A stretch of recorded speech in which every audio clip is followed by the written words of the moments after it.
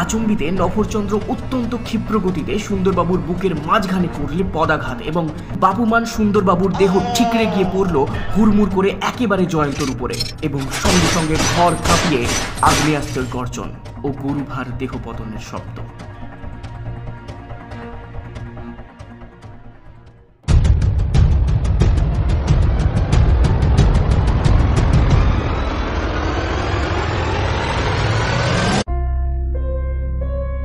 নমস্কার শ্রোতা বন্ধুরা, আপনারা শুনছেন গপ্প গনু ঠেক। আমাদের আজকের নিবেদন লেখক হেমেন্দ্র কুমার রায়ের কলমে ডাবল মামলার হামলা। গল্প পাঠে এবং গল্পের সমস্ত চরিত্রে প্রদীপ্ত, গল্পের সূত্রধার আমি অনুরাগ। শুরু করতে চলেছি আমাদের আজকের নিবেদন লেখক হেমেন্দ্র কুমার রায়ের কলমে ডাবল মামলার হামলা।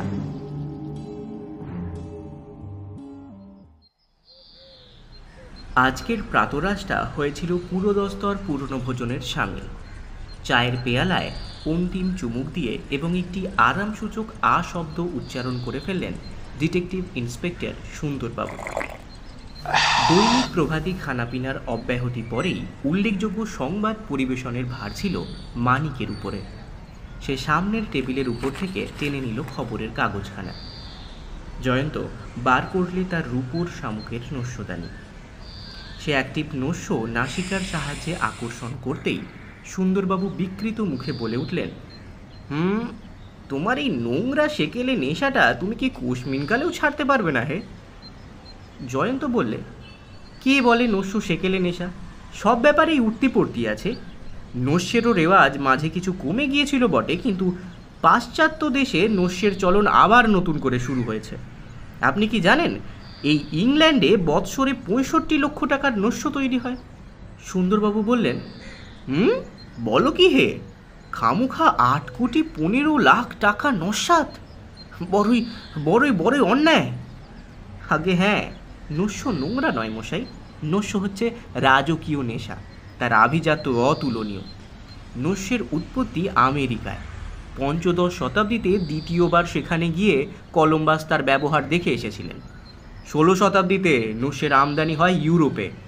তারপর সেখানকার বড় বড় রাজারানী, সেনাপতি, আমির, ওমরাহ, রাজনৈতিক, কবি, শিল্পী, অভিনেতা, এমনকি সাধু সন্ন্যাসী পর্যন্ত নস্যের সেবায়িত হয়ে পড়েন। আমি তো তুচ্ছাদপি তুচ্ছ। দিগ্গজীয় নেপোলিয়ানের মতন ব্যক্তিও ছিলেন নস্যাগত প্রাণ। তার সোনার নস্যদানি ছিল অসংখ্য, সেগুলিরও মোট দাম হবে লক্ষাধিক টাকা। নস্যের এত কদর কেন শুনবেন? সুন্দরবাবু গাত্রোত্থান করে বললেন, না ভাই, এখন আমার নস্য কাহিনী শোনবার মতো ফুরসত নেই। কেন, তারা কিসের তদন্ত? কিসের তদন্ত? আত্মহত্যার। এক ভদ্রলোক পুত্রশোকে আত্মহত্যা করেছেন। বিশেষ অন্তদন্ত হতে হবে না, কারণ জোর তদন্ত নয়, একান্ত সহজ মামলা। তবু একবার যেতে হবে। আপনার হাতে ওই খামখানা কিসের? এর মধ্যে ঘটনাস্থলের আর লাশের খান কয়েক ফটো আছে, একবার দেখি না? ফটোগুলি নিয়ে জয়ন্ত খানিকক্ষণ নাড়াচাড়া করে যেন নিজের মনেই বললে, মৃতদেহের ডান হাতে রয়েছে একটা রিভলভার। ওইটাই বোধহয় আত্মহত্যার অস্ত্র। ডান হাতের মণিবন্ধে দেখা যাচ্ছে একটা হাত ঘড়িও। সুন্দরবাবু বললেন, কোনো কোনো খেয়ালি লোকের ডান হাতেই থাকে হাত ঘড়ি। তা থাকে বটে, কিন্তু মৃত ব্যক্তিকে একটু বেশি রকম খেয়ালি বলেই মনে হচ্ছে। এ কথা বলছো কেন? মৃতদেহের সামনে রয়েছে দাবা বোরের ছক, কয়েকটা ঘুঁটি এখনও ছকের উপর সাজানো আছে। তাহলে কি হত্যার আগে ভদ্রলোক ২-১ চাল দাবা খেলে নিয়ে শখ মিটিয়েছিলেন? সুন্দরবাবু বললেন, তোমার প্রশ্নের জবাব আমি দিতে পারবো না, কারণ মামলাটার প্রাথমিক তদন্তে গিয়েছিলেন আমার এক সহকারী। তবে ভদ্রলোক যে রিভলভারের গুলিতে মারা পড়েছেন তাতে সন্দেহ নেই। গুলিটা তার বক্ষ ভেদ করে পিছন দিয়ে বেরিয়ে গিয়েছিল, সেই বুলেটটাও পাওয়া গিয়েছে। রিভলভার আর বুলেটটা দেখবার জন্য আগ্রহ হচ্ছে। এখনই দেখাতে পারি, আমার গাড়ির ভিতরেই আছে। সুন্দরবাবুর হুকুমে একজন পাহারাওয়ালা একটা ছোট ব্যাগ এনে দিয়ে গেল। তার মধ্যে ছিল ঘটনাস্থল থেকে পাওয়া রিভলভার, বুলেট ও আরও কোনো জিনিস। জয়ন্ত খুব মন দিয়ে রিভলভার ও বুলেটটা পরীক্ষা করলেন। তারপর গম্ভীর স্বরে বললে, সুন্দরবাবু, মামলাটা মোটেই সহজ নয়। সুন্দরবাবু ভুরু কুঞ্চিত করে বললেন, তার মানে তোমার কথায় সোজা বাঁকা হবে নাকি? রিভলভারটার মালিক ছিলেন তো মৃত ব্যক্তি। তাই তো শুনেছি। তাহলে এটা হচ্ছে বড়ই জটিল মামলা। এ সম্বন্ধে আপনি আরও যা জানেন শুনতে পেলে খুশি হব। অতঃপর জয়ন্তর অন্বেষণের ফলে নতুন যে রহস্যনাট্যের যবনিকা উঠে গেল তা হচ্ছে সম্পূর্ণরূপেই অপ্রত্যাশিত। একটা একান্ত সাধারণ মামলা কেবল অসাধারণ হয়ে উঠল না, তার উপরে আরোপিত হলো আর একটা এমন নতুন ও রোমাঞ্চকর মামলা যা বিনা মেঘে বজ্রপাতের মতোই চমকপ্রদ ও বিস্ময়কর। সুন্দরবাবু বললেন, ভাই জয়ন্ত, মামলাটা নিয়ে এখনও আমি মাথা ঘামাবার সময় পাইনি। আজ 2 দিন সর্দি জ্বরে পড়ে আমি বিছানা নিয়েছিল। প্রাথমিক তদন্তের পর আমার সহকারী যে রিপোর্ট পেশ করেছেন সেটুকু ছাড়া আর কিছুই জানি না। শোনো, যিনি আত্মহত্যা করেছেন তার নাম রবীন্দ্র নারায়ণ রায়, বয়স 55। তিনি দক্ষিণ বাংলার এক জমিদার। দেশ ছেড়ে উত্তর কলকাতায় বাস করতেন, বিপত্নী। তার একমাত্র সন্তান সত্যেন্দ্র গত মাসে কলেরা রোগে মারা গিয়েছেন। তারপর থেকেই রবীন্দ্রবাবু অত্যন্ত মনমরা হয়ে থাকতেন এবং তার আত্মহত্যার আসল কারণও নাকি এই পুত্রশোক। রবীন্দ্রবাবুর এক সহোদর দেশেই থাকতেন, কিন্তু তিনিও এখন পরলোকে, এবং তারও একমাত্র পুত্র দীনেন্দ্র নারায়ণই এখন রবীন্দ্রবাবুর সমস্ত সম্পত্তির উত্তরাধিকারী। যতদূর জানা যায় রবীন্দ্রবাবুর সঙ্গে তার ভ্রাতা বা ভ্রাতুষ্পুত্রের বনিবনাও ছিল না। সম্পত্তি সংক্রান্ত মতানৈক্যই নাকি এই মনোমালিন্যের কারণ। রবীন্দ্রবাবুর বাড়ি ত্রিতল। একতলা ব্যবহার করে জমিদার, সেরেস্তা, কর্মচারী এবং পাঁচক, দারোয়ান, দাসদাসী ও অন্যান্য লোকজন। দোতলায় বৈঠকখানা এবং তার মৃত পুত্রও সেখানে থাকতেন। ত্রিতলে রবীন্দ্রবাবুর শয়নগৃহ ছাড়া আর কোনো ঘর নেই। পরশু গিয়েছে কালী পুজোর রাত্রি। শরীর সুস্থ ছিল না বলে রবীন্দ্রবাবু সেদিন সন্ধ্যার পরেই ত্রিতলে উঠে যান এবং পরদিন সকালেই ঘরের ভিতর থেকে পাওয়া যায় তার মৃতদেহ। ঘরের দরজা খোলাই ছিল, যদিও তদন্তে প্রকাশ পেয়েছে রবীন্দ্রবাবুর দরজা খুলে শয়ন করার অভ্যাস ছিল না। বাড়ির লোকজনেরা বলে রবীন্দ্রবাবুর নিষেধ ছিল বলে সন্ধ্যার পর আর কোনো লোক সেদিন ত্রিতলের ঘরে যায়নি। অন্যান্য দিনও সে ঘরে একজন ছাড়া আর কোনো বাইরের লোকের প্রবেশ করার অধিকার ছিল না। সেই একজন হচ্ছেন সত্যানন্দ বসু, রবীন্দ্রবাবুর প্রধান ঘনিষ্ঠ বন্ধু। তিনি অন্য পাড়ার বাসিন্দা, প্রায়ই রবীন্দ্রবাবুর সঙ্গে আলাপ করতে আসতেন। রবীন্দ্রবাবুর দাবা খেলার শখ ছিল অত্যন্ত প্রবল। সত্যানন্দবাবুর আবির্ভাব হলেই দুজনে দাবার ছক পেতে বসে যেতেন, কিন্তু সবাই এক বাক্যে বলেছে ঘটনার দিন সত্যানন্দবাবু একবারও সেই বাড়িতে পদার্পণ করেননি। নিজের হাতে রিভলভার ছুঁড়ে রবীন্দ্রবাবু আত্মহত্যা করেছেন, কিন্তু বাড়ির কেউ রিভলভারের শব্দ শুনতে পায়নি, অন্তত শুনতে পেলেও বুঝতে পারেনি। কারণ সেদিন ছিল কালী পুজো। বোমা ও বাজির দুমদাম শব্দে সারা শহর হয়ে উঠেছিল মুখরিত। রবীন্দ্রবাবুর ভাইপো দীনেন্দ্র খবর পেয়ে কলকাতায় এসে হাজির হয়েছে। সত্যানন্দবাবুকেও ঘটনাস্থলে উপস্থিত থাকতে বলা হয়েছে। আজ তদন্তে গিয়ে প্রথমেই তাদের এজাহার গ্রহণ করব। জয়ন্ত বললে, আমিও যদি সঙ্গে যাই তাহলে আপনার কোনো আপত্তি আছে? মোটেই না, মোটেই না, মানিকও যেতে পারে। কিন্তু জয়ন্ত, হঠাৎ তোমার এই আগ্রহের কারণ কি? কোনো সূত্রটুত্র পেয়েছো নাকি? যথাসময়েই জানতে পারবেন। ওই রোগেই তো ঘোড়া মরেছে, হ্যাঁ, তো ঢাক ঢাক গুড়গুড় কেন বাবা? জয়ন্ত জবাব দিল না।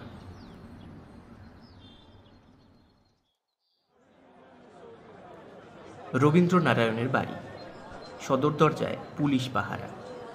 দোতলার বৈঠকখানায় উপবিষ্ট 2 ভদ্রলোক। একজন পৌর, মাথায় কাঁচা পাকা লম্বা চুল, শস্ত্রমণ্ডিত মুখমণ্ডল, চোখে কালো চশমা, দুহারা চেহারা, পরনে পাঞ্জাবি ও পায়জামা, একান্ত বিষণ্ণ ভাবভঙ্গি। আর একজন যুবক, বয়স 22-এর বেশি নয়, সুশ্রী, ফর্সা, একহারা দেহ, জামা কাপড়ে বাবু আনার লক্ষণ, মুখ চোখ ভাবহীন। যুবকের দিকে তাকিয়ে সুন্দরবাবু শুধলেন, আপনি বোধহয় দীনেন্দ্রবাবু? আজ্ঞে হ্যাঁ। আর উনি? সত্যানন্দবাবু, আমার জ্যাঠামশাইয়ের বিশেষ বন্ধু। উত্তম। বাড়ির আর সবাইকে ডাকুন, আমি সকলের এজাহার নেব। সকলেরই আবির্ভাব। একে একে প্রত্যেকেই এজাহার দিল। বিশেষ কোনো নতুন তথ্য প্রকাশ পেল না। এইবারে জয়ন্ত জিজ্ঞাসা করলে, আচ্ছা দীনেন্দ্রবাবু, আপনার জ্যাঠা কি ন্যাটা ছিলেন? আগে হ্যাঁ, তার বাঁ হাতই বেশি চলত, তাই তিনি ডান হাতেই কবজি ঘড়ি ব্যবহার করতেন। আগে হ্যাঁ। রবীন্দ্রবাবুর সঙ্গে আপনাদের মনোমালিন্যের কারণ কি?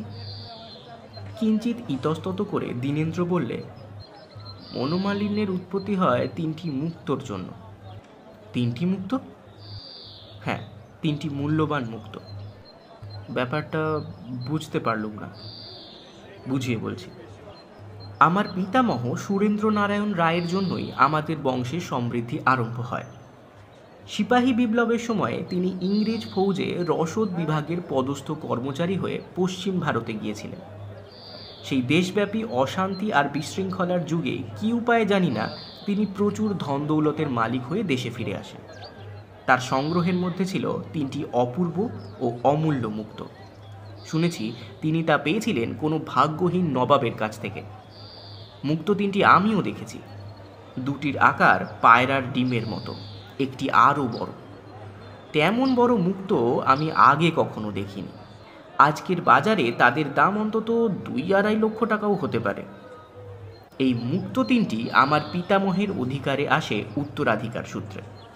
তারপর আমার জ্যাঠামশাই ও আমার পিতা দুজনেরই দাবি ছিল তার উপরে, কিন্তু জ্যাঠামশাই আমার বাবার দাবি অগ্রাহ্য করে বলেন তার বাবা ওই মুক্ত 3টি কেবল তাঁকেই দিয়ে গেছেন। এই নিয়েই প্রথমে মনোমালিন্য, তারপর মুখ দেখা দেখি বন্ধ। জয়ন্ত ভাবতে ভাবতে বললে, বটে, এমন ব্যাপার। সেই মুক্ত 3টি এখন কোথায় আছে? শুনেছি জ্যাঠামশাইয়ের শোবার ঘরে লোহার সিন্ধুকে, কিন্তু সে ঘর তো এখন পুলিশের জিম্মায়।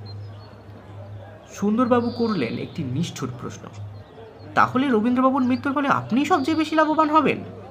দীনেন্দ্র বিরক্ত মুখে বললে, লোভ লোকসানের হিসেব আমি এখনো খতিয়ে দেখিনি মশাই, কিন্তু পুলিশ তো তা দেখতে বাধ্য। দেখুন। জয়ন্ত এইবারে সত্যানন্দের মুখের পানে তাকিয়ে বললে, আপনার চোখ মুখ দেখে মনে হচ্ছে রবীন্দ্রবাবুর মৃত্যুর জন্য আপনি বড়ই কাতর হয়ে পড়েছেন। সত্যানন্দ করুণ স্বরে বললে, কাতর হব না? তিনি আর আমি ছিলুম হরিহর আত্মার মতো। বহু সুখ দুঃখের দিন আমাদের একসঙ্গে কেটে গিয়েছে। তাহলে আপনারা ছিলেন পুরাতন বন্ধু? না, ঠিক তা বলতে পারি না। তার সঙ্গে আমার আলাপ হয় বছর 4 আগে, কিন্তু এর মধ্যেই আমাদের ঘনিষ্ঠতা নিবিড় হয়ে উঠেছিল, পুরাতন বন্ধুদের মতোই। রবীন্দ্রবাবু আপনার সঙ্গে দাবা খেলতে ভালোবাসতেন? হ্যাঁ, আমি এলেই তিনি পারতেন দাবার ছক। রবীন্দ্রবাবুর মৃত্যুর দিনেও তার সঙ্গে আপনি দাবা খেলেছিলেন? আজ্ঞে না, সেদিন আমি নিজের বাড়ির বাইরে পা বাড়াতেই পারিনি। কেন? অসুস্থতার জন্য, উদরাময়। কিন্তু সেদিনও সন্ধ্যার সময়ে বা পরে রবীন্দ্রবাবু দাবা খেলেছিলেন। অত্যন্ত বিস্মিতের মতো সত্যানন্দ নিজের দীর্ঘ দাড়ির ভিতরে অঙ্গুলি চালান করতে করতে বললে, কেমন করে জানলে? তার মৃতদেহের সামনে পাতা ছিল দাবার ছক, আর সেই ছকের ওপরে সাজানো ছিল গোটা কয়েক ঘুঁটি। ও, তাই বলুন। তা হতে পারে। যারা দাবা খেলতে অভ্যস্ত তারা মাঝে মাঝে নতুন চালের কৌশল আবিষ্কার করার জন্য একা একাই ছকের ঘুঁটি সাজিয়ে বসে। ঠিক, সেটা আমিও জানি। আমার আর কিছু জিজ্ঞাসা নেই।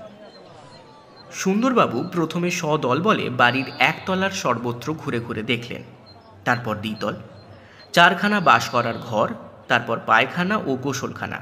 বাইরের দিকের এক ফালি বারান্দা থেকে লোহার ঘোরানো সিঁড়ি নিচের একটা সুঁড়ি গলির ভিতরে নেমে গিয়েছে। জয়ন্ত শুধালো, এই সিঁড়িটা বোধহয় ম্যাথরের ব্যবহারের জন্যে। দীনেন্দ্র বললে, হ্যাঁ। নিচের সুঁড়িগলিটা কোথায় গিয়ে শেষ হয়েছে? বাড়ির বাইরের রাস্তায়। কোনো লোক যদি সদর দরজার বদলে এই সুঁড়িগলি দিয়ে ঘোরানো সিঁড়ি বেয়ে দোতলায় ওঠে, তাহলে বাড়ির লোক তাকে দেখতে পাবে না, তাই নয় কি? হ্যাঁ। তারপর ত্রিতলে রবীন্দ্রবাবুর শয়নকক্ষ। তালাবন্ধ দরজার চাবি ছিল পুলিশের কাছে। দরজা খুলে সকলে ঘরের ভিতরে প্রবেশ করলে। মাঝারি আকারের ঘর, একদিকে খাট, একদিকে ড্রেসিং টেবিল, একদিকে একটা প্রকাণ্ড আলমারি এবং একদিকে একটা ভারী সেকেলে ডালা দেওয়া লোহার সিন্ধুক, খান 2 চেয়ার, কার্পেট মোড়া মেঝে, ছোট বিছানা পাতা, গুটি 2 তাকিয়া। মৃতদেহ মর্গে পাঠানো হয়েছে, কিন্তু মেঝের বিছানার একাংশে ও একটা তাকিয়ার উপরে রয়েছে শুকনো রক্তের ছাপ। বিছানার মাঝখানে দাবার ছক, তার উপরে ও আশেপাশে কতকগুলি ঘুঁটি। সুন্দরবাবু বললেন, দীনেন্দ্রবাবু, এইবারে আপনি সিন্ধুক খুলে মুক্ত টুকটো কী আছে বার করুন। আমরা এখনও সিন্ধুক পরীক্ষা করিনি। এই নিন রবীন্দ্রবাবুর চাবির গোছা, এটা লাশের পাশেই পাওয়া গিয়েছে। জয়ন্ত বললে, সাবধানে দীনেন্দ্রবাবু, আপনি সিন্ধুকে হাত দেবেন না, চাবিটা আমাকে দিন, আমি সিন্ধুক খুলছি। সুন্দরবাবু কি প্রশ্ন করতে যাচ্ছিলেন, কিন্তু জয়ন্তর চোখের ইশারা দেখেই তার মুখ বন্ধ হয়ে গেল। সিন্ধুকের মধ্যে তথাকথিত একটি মাত্র মুক্ত আবিষ্কৃত হলো না, পরিবর্তে পাওয়া গেল একতারা দলিল দস্তাবেজ, অন্যান্য কাগজপত্র, 100 টাকার 12খানা নোট, কতকগুলো পুরাতন মোহর ও কিছু খুচরো টাকা প্রভৃতি। দীনেন্দ্র বললে, কি আশ্চর্য, মুক্তগুলো গেল কোথায়? সত্যানন্দ বললেন, কে আবার নেবে বাবা, তোমার জ্যাঠা ছেলের শোকে আত্মঘাতী হয়েছেন, বাইরের কেউ এখানে আসেনি। চোর এলে কি এতগুলো টাকা আর মোহর সিন্ধুকের ভেতরেই ফেলে রেখে যেত? সুন্দরবাবু বললেন, ঠিক কথা। পায়রার ডিমের মতো ডাগর ডাগর মুক্ত যদি রূপকথার অশ্বডিম্ব না হয়, তাহলে সেগুলো অন্য কোথাও লুকোনো আছে, খুঁজে দেখতে হবে। সুন্দরবাবুর গা টিপে দিয়ে জয়ন্ত বাইরে এসে দাঁড়ালো। তারপর তার পিছু পিছু গিয়ে সুন্দরবাবু বললেন, আবার গা টিপাটিপি কেন, তোমার আবার কি গুপ্ত কথা? সিন্ধুকের হাতলে কারুর আঙুলের ছাপ পাওয়া যায় কিনা পরীক্ষা করে দেখুন। মানে? পরে বুঝবেন।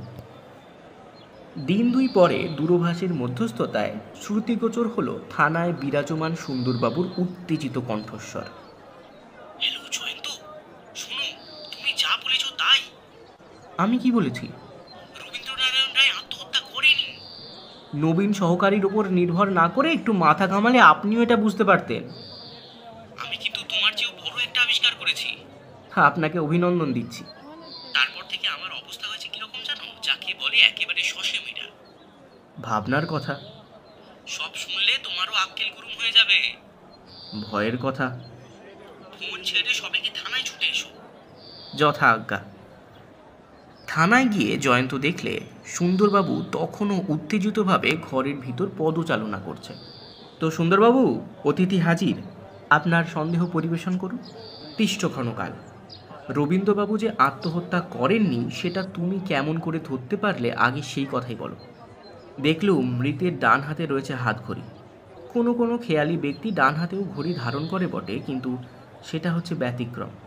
সাধারণত যারা ন্যাটা অর্থাৎ ডান হাতের কাজ সারে বাম হাতে, তারাই হাতঘড়ি ব্যবহার করে ডান হাতে। অতএব ধরে নিলুম রবীন্দ্রবাবু ন্যাটা। সেক্ষেত্রে বাম হাতে রিভলভার নিয়ে তার আত্মহত্যা করার কথা, কিন্তু রিভলভার ছিল তার ডান হাতে। তাই দেখি প্রথমে আমার সন্দেহ জাগ্রত হয়, কিন্তু তা হচ্ছে সামান্য সন্দেহ, বিশেষ উল্লেখযোগ্য নয়। বেশ, তারপর দেখলুম মৃতের সামনে দাবার ছক। যে আত্মহত্যার জন্য প্রস্তুত তার মনের অবস্থা হয় ভয়ানক অস্বাভাবিক। তার দাবা খেলার বা নতুন চাল আবিষ্কার করার শখ কিছুতেই হতে পারে না। রবীন্দ্রবাবু নিশ্চয়ই সেদিন সহজ আর স্বাভাবিক মন নিয়েই আর কারুর সঙ্গে দাবা খেলায় নিযুক্ত হয়েছিলেন। আত্মহত্যার কোনো ইচ্ছাই তার ছিল না। সুতরাং তোমার সন্দেহ দৃঢ়তর হলো, কেমন, এই তো? হ্যাঁ। তারপর রিভলভার আর বুলেট দেখেই নিঃসন্দেহে আমি বুঝতে পারলুম যে এটা হচ্ছে আত্মহত্যার নয়, নরহত্যার মামলা। রবীন্দ্রবাবুর হাতের রিভলভারটা ছিল 22 ক্যালিবারের ছোট রিভলভার। তার ভিতর থেকে 38 ক্যালিবারের বুলেট নির্গত হওয়া অসম্ভব। অর্থাৎ যে বুলেটটা হয়েছে রবীন্দ্রবাবুর মৃত্যুর কারণ, সেটা বেরিয়েছে কোনো 38 ক্যালিবারের রিভলভার থেকে। সুন্দরবাবু বললেন, তাহলে হত্যার কারণ চুরি? সে বিষয়ে সন্দেহ নেই, তবে সিন্দুকের ভিতর থেকে টাকা আর মোহরগুলো চুরি যায়নি কেন? এই খুনে চোর হচ্ছে অতিশয় চতুর। সে পুলিশকে ভুল পথে চালাতে চায়। সে লাভ করতে চায় তিনটি মূল্যবান অতুলনীয় মুক্ত। তার কাছে কয়েক শত টাকা তুচ্ছ। সে দেখাতে চায় চুরি বা হত্যা করার জন্য কেউ ঘটনাস্থলে আসেনি। তাই রবীন্দ্রবাবুর হাতে তার নিজের রিভলভার গুঁজে দিয়ে আর টাকাগুলো ফেলে রেখে গিয়েছে। তাড়াতাড়ি ভেবে দেখতে পারেনি যে ন্যাটা রবীন্দ্রবাবুর ডান হাতে রিভলভার থাকতে পারে না, বিশেষত 22 ক্যালিবারের রিভলভার। তার আরও একটা মস্ত ভ্রম হয়েছে। দাবার ছক আর ঘুঁটি সে তুলে রেখে যায়নি। অধিকাংশ হত্যাকাণ্ডের মধ্যেই এমনই সব ছোটোখাটো ত্রুটি থেকে যায় বলেই হত্যাকারী শেষ পর্যন্ত আত্মরক্ষা করতে পারে না। জয়ন্ত, অনেক কথাই তো তুমি ভেবে দেখেছ, কিন্তু তুমি কি বলতে পারো হত্যাকারীকে? বাড়ির লোকেদের কথা মানলে বলতে হয় বাহির থেকে কোনো ব্যক্তি সেদিন বাড়ির ভেতরে আসেনি, অথচ সেদিন রবীন্দ্রবাবুর পরিচিত কোনো লোক তার সঙ্গে দাবা খেলেছে, তার স্পষ্ট প্রমাণ পাওয়া যাচ্ছে। এখন আমাদের খুঁজে দেখতে হবে সেই খেলোয়াড় ব্যক্তিকে। আমি জানি সে কে। জয়ন্ত বিস্ময়ে বললে, আপনি জানেন? নিশ্চয়ই, তোমার আগে আমিই তাকে আবিষ্কার করেছি। কিন্তু সে কে? বাড়ির কেউ নয়। দীনেন্দ্র? না। সত্যানন্দ? সেও নয়। তবে তার নাম নফরচন্দ্র প্রামাণিক। স্তব্ধভাবে স্থির হয়ে বসে রইল জয়ন্ত, নির্বাত নিষ্কম্পন দীপশিখার মতো। কিন্তু মস্তিষ্ক চালনা করতে লাগলো তুরন্ত গতিতে। তারপর সে ধীরে ধীরে বললে, বুঝেছি, আপনার এই আবিষ্কারের মূলে আছে আমারই অভিভাবন। অভিভাবন? সে আবার কি চিজ? সাজেশনের বাংলা পরিভাষা হচ্ছে অভিভাবন। মাথায় থাক আপনার বাংলা পরিভাষা, এর চেয়ে ইংরেজিই ভালো। কিন্তু আমার আবিষ্কারের সঙ্গে তোমার সাজেশনের সম্পর্ক? আমি কি আপনার কাছে প্রস্তাব করিনি যে রবীন্দ্রবাবুর লোহার সিন্ধুকের হাতলটা আঙুলের ছাপের জন্য পরীক্ষা করা হোক? তা করা হয়েছে কি? আর তারই ফলে বোধ করি তথাকথিত নফরচন্দ্র প্রামাণিক নামধেয় ব্যক্তি আবিষ্কৃত হয়েছে।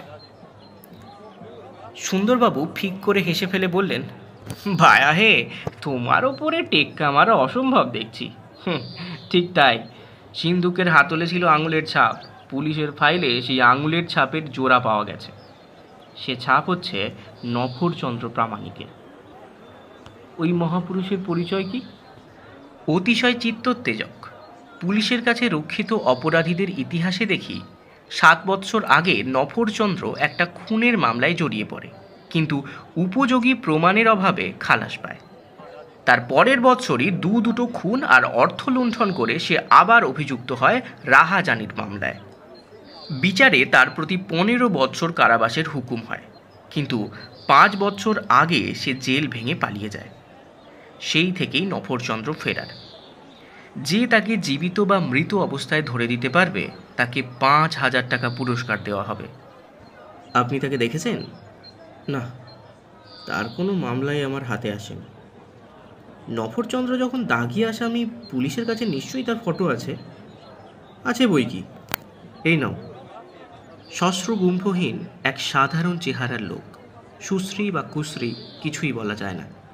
কেবল জোড়া ভুরুর তলায় 2 চক্ষু দিয়ে ফুটে বেরুচ্ছে যেন ক্রূরতার আভাস। বয়স হবে 40-42। সুন্দরবাবু অভিযোগপূর্ণ স্বরে বললেন, আত্মহত্যার মামলা হয়ে দাঁড়ালো নরহত্যার মামলা। তার সঙ্গে এলো আবার 3টে হত্যাকাণ্ডের নায়ক ফেরারি নফরচন্দ্রের মামলা। বাপরে, এখন এই ডবল মামলার হামলা একলা সামলাই কি করে? নফরচন্দ্রের মতো ধরিবাজের পাত্তা পাওয়া কি সোজা কথা? পুলিশের কেউ যা পারেনি, আমি তা পারবো কেন? তীক্ষ্ণ নেত্রে নফরচন্দ্রের ফটোর দিকে তাকিয়ে জয়ন্ত বললে, সুন্দরবাবু, আপনার বকবকানি থামান। এখানে স্বচ্ছ কাগজ আছে? স্বচ্ছ কাগজ? হ্যাঁ, ইংরেজিতে যাকে বলে ট্রেসিং পেপার। মরছি নিজের জ্বালায়, এখন তোমার ওই ছাঁকা বাংলার বুলি ভালো লাগছে না। কেন সোজাসুজি বলতে পারো না কি ট্রেসিং পেপার চাই? তা থাকবে না কেন? কিন্তু ও জিনিস নিয়ে তোমার আবার কি হবে? একটু অপেক্ষা করুন, দেখতে পাবেন। জয়ন্তর অল্প স্বল্প ছবি আঁকার হাত ছিল। সুন্দরবাবুর দিকে পিছন ফিরে বসে ফাউন্টেন পেন এবং ট্রেসিং পেপারের সাহায্যে সে ফটো থেকে নফরচন্দ্রের একখানা হুবহু প্রতিলিপি তুলে নিলে। তারপর সেই নকল করা মুখের উপরে যথাস্থানে এঁকে ফেললেন লম্বা চুল, কালো চশমা, ঘন গোঁফদাড়ি। সুন্দরবাবু বিরক্তভাবে বললেন, আরে গেল, ও আবার কি ছেলে মানুষই হচ্ছে শুনি? সুন্দরবাবু, এখন দেখুন দেখি, এই লোকটিকে কি চেনেন বলে মনে হচ্ছে? জয়ন্ত প্রশ্ন করলে কৌতুকপূর্ণ কণ্ঠে। সুন্দরবাবু প্রথমে নিতান্ত অবজ্ঞা ভরেই ছবিখানার দিকে দৃষ্টিপাত করলেন। তারপর দেখতে দেখতে যতদূর সম্ভব বিস্ফারিত হয়ে উঠল তার দুই চক্ষু। তিনি চমৎকৃত কণ্ঠে বলে উঠলেন, আরে আরে, এ যে রবীন্দ্রবাবুর বন্ধু সত্যানন্দ বসুর মুখ। জয়ন্ত রূপুর শামুকানি থেকে এক টিপ নস্যি নিয়ে হাস্যমুখে বললে, ছবিতে আঁকা মুখে লম্বা চুল, কালো চশমা আর গোঁফদাড়ি বসিয়ে দিতেই নফরচন্দ্রের মূর্তির ভেতর থেকে আত্মপ্রকাশ করছে সত্যানন্দ স্বয়ং। এমন যে হবে আমি তা আগেই অনুমান করেছিলাম। আমি নফরকে চিনতুম না, তার জীবনীও জানতুম না, কিন্তু এই মামলায় সমস্ত দেখে শুনে আমি সবচেয়ে বেশি সন্দেহ করেছিলাম সত্যানন্দকেই। চেহারার রকম ফের করে নাম ভারিয়ে পুলিশের চোখে ধুলো দিয়ে নফরচন্দ্র বহাল তবিয়াতে হতভাগ্য রবীন্দ্রবাবুর সঙ্গে মিতালি জমিয়ে ফেলেছিল।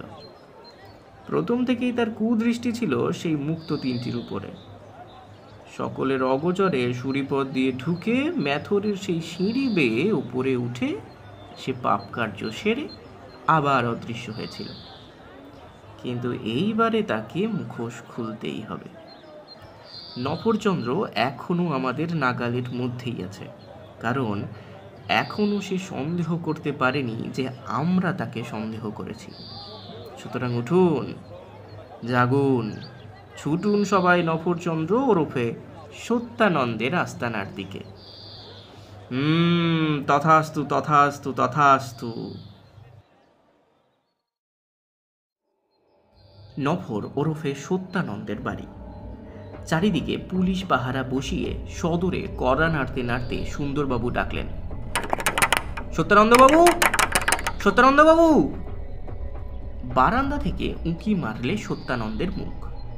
পুলিশ দেখে তার ভাবান্তর হলো না, সহজ সুরেই শুধল, গোলামখানায় আপনারা যে? মামলা সংক্রান্ত একটা জরুরি কথা জানতে এসেছি। বেশ করেছেন, বেয়ারা গিয়ে দরজা খুলে দিচ্ছে, সোজা ওপরে চলে আসুন। দোতলায় ঘরের বাইরে প্রবেশ করলে সুন্দরবাবু, তারপর জয়ন্ত, তারপর আরও দুজন পুলিশ কর্মচারী। ঘরের মাঝখানে দাঁড়িয়ে সত্যানন্দ হাসি মুখে বললে, অনুগ্রহ করে সকলে আসন গ্রহণ করুন। সুন্দরবাবু মাথা নেড়ে বললেন, বসবার সময় নেই, কিন্তু আপনারা কি জরুরি কথা জানতে চান? যা বলার সব তো আমি বলেছি, কিন্তু একটা কথা বলেননি। কি? আপনি নফরচন্দ্র নামটা ত্যাগ করলেন কেন? পর মুহূর্তে সুন্দরবাবুর বক্ষের উপরে নিক্ষিপ্ত হলো যেন দুর্যোধনের মহাগদা। আচম্বিতে নফরচন্দ্র অত্যন্ত ক্ষিপ্র গতিতে সুন্দরবাবুর বুকের মাঝখানে করলে পদাঘাত এবং বাবুমান সুন্দরবাবুর দেহ ঠিকরে গিয়ে পড়ল হুড়মুড় করে একেবারে জয়ন্তর উপরে, এবং সঙ্গে সঙ্গে ঘর কাঁপিয়ে আগ্নেয়াস্ত্রের গর্জন ও গরুভার দেহ পতনের শব্দ। মেঝের উপরে অল্প ছটপট করে নফরচন্দ্র ওরফে সত্যানন্দের মূর্তি নিশ্চেষ্ট ও একেবারে আড়ষ্ট হয়ে গেল। তার কপাল থেকে বেরুতে লাগলো ঝলকে ঝলকে রক্ত। সুন্দরবাবু আফসোস করে বলে উঠলেন, হায় হায় হায়, নফরা আমাকে লাথি মেরেও ফাঁকি দিলে, ব্যাটাকে ফাঁসি কাটে দোল খাওয়াতে পারলুম না। ছি জয়ন্ত, ওকে তোমার বাধা দেওয়া উচিত ছিল। জয়ন্ত হেসে বললে, উচিত তো ছিল, কিন্তু আপনি এমন কমলির মতো আমাকে জড়িয়ে ধরেছিলেন যে আমার অবস্থা তখন না যজৌ না তহু। তবে আপনার একুল ওকুল দুকুল নষ্ট হয়নি। নফরচন্দ্রের লাশ দাখিল করতে পারলেও আপনার ভাগ্যে লাভ হবে পুরস্কারের 50,000 মুদ্রা। পুরস্কারের কথা মনে হতেই সুন্দরবাবু এক মুখ হাসি নিয়ে বুকের উপরে হাত বুলাতে বুলাতে বললেন, নফরা তো পটল তুলল, কিন্তু রবীন্দ্রবাবুর মুক্ত তিনটে কোথায় লুকিয়ে রেখে গেল? জয়ন্ত বললে, আশা করি এখানে খানা তল্লাশ করলেই মুক্ত পাওয়া যাবে। আর নফরের হাতের ওই রিভলভারটা দেখুন, আমার বিশ্বাস রবীন্দ্রবাবু মারা পড়েছেন ওই রিভলভারের বুলেটেই।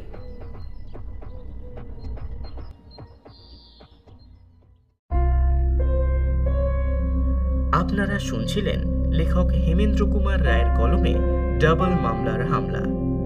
গল্পটির মধ্যে কোনো ভুল ত্রুটি থাকলে অবশ্যই কমেন্টে জানাবেন, এবং ভালো লাগলে অবশ্যই লাইক কমেন্ট করে আপনাদের মতামত জানাবেন ও সাবস্ক্রাইব করে আমাদের পাশে থাকবেন। ভালো থাকবেন, সুস্থ থাকবেন। ধন্যবাদ।